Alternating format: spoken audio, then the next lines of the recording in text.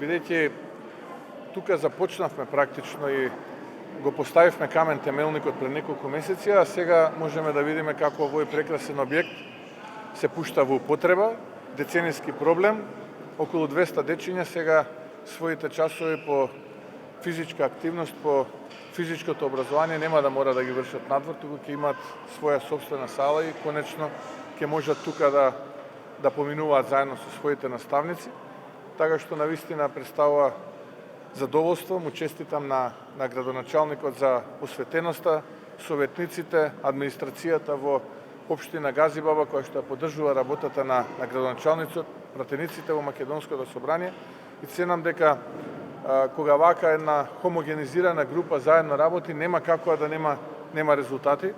Задоволството на граѓаните е огромно, а уште позначено за нас е задоволството на најмладите, на дечињата, што добија еден ваков репрезентативен објект со европски услови. Јас би посакал уште многу вакви објекти да никнуваат ширум целата држава. Така што уште еднаш кај ве честитам и нека ни се множат уште вакви објекти. Ви благодарам. Ако имате прашање, ви стојам на располагање.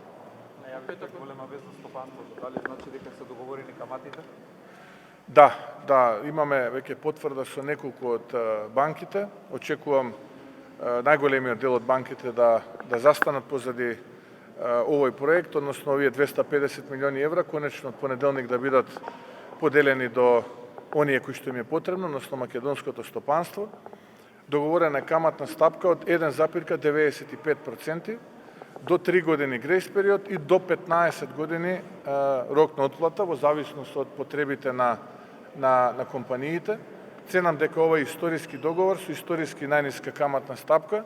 Условите се минимум 20% да има собствено учество, што значи дека ќе имаме инвестициски бран од 300 милиони евра.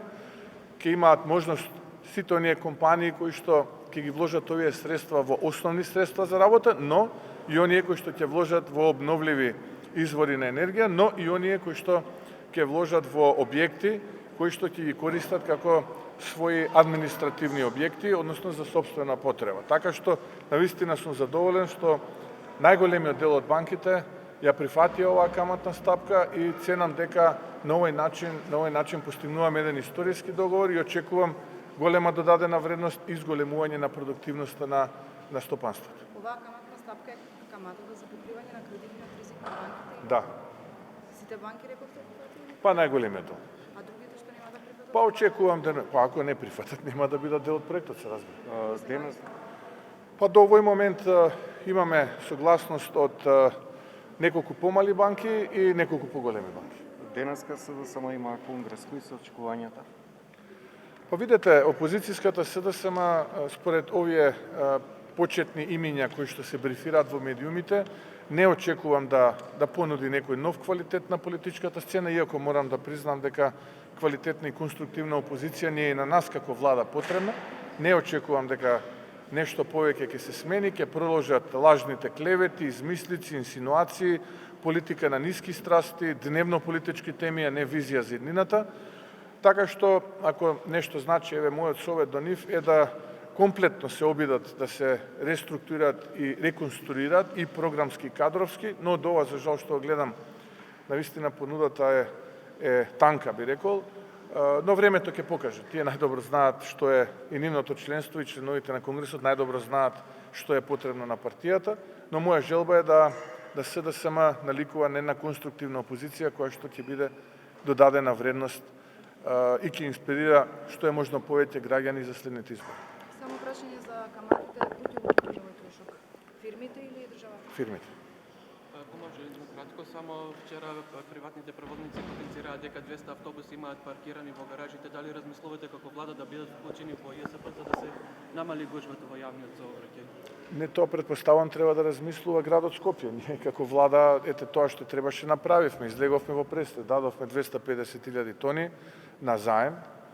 Преку Бирото за јавни набавки, колку што знаме, одговорено позитивно на барањето на град Скопје за итна набавка по пат на преговарање, така што сега веќе очекувам да се консолидира. А се останато, доколку ценат дека треба советничката група на ВМРО ДПМН да го поддржи, очекувам да бидат повикани и да бидат објаснети политиките на градот Скопје. Тоа е градот Скопје, тој кој што управува со јавното сообраќајно предпријатие. Најавивте од Белград и набавка на нови електрични автобуси, нешто конкретно кога ќе почне целата таа процедура за набавка на нови автобуси? Во моментот го скенираме пазарот и ги анализираме за колкав најбрз можен период можат овие помеѓу 100 и 120 автобуси да дојдат, но истовремено и начинот на плаќање да биде со одреден грејс период на неколку полугодишни рати, за да не биде товар на ликвидноста на буџетот, а потоа тоа би било пренесено до сите општини, односно оние општини кои што имаат организиран јавен градски превоз. Нормално најголемиот дел би останале тука во Скопје, заедно со придружната инфраструктура, како што се полначи за тие електрични автобуси, отприлика некаде пресметавме околу 50 ќе не бидат потребни, така што очекувам веќе следната есенска сезона кога ќе дојде, односно следната гредна сезона, овие 100 до 120 електрични автобуси да се обраќаат на улиците ширум Македонија. Уште едно прашање, добивате ли информации од НАТО за безбедноста или пак евентуално ризици кон нашата држава со оглед на најавите од страна на Русија дека земните контрибутори на Украина со оружје, особено оние со долг дострелни се закани од страна на Русија, бидејќи и ние сме една од земјите кои што сме голем контрибутор кон Украина со оружје, постои ли некаков ризик и кон нашата земја? Сигурно нема јавно да соопштувам информации кои што ги добиваме по разузнавачки канали, но и официјални канали, но сега за сега состојбата е под контрола.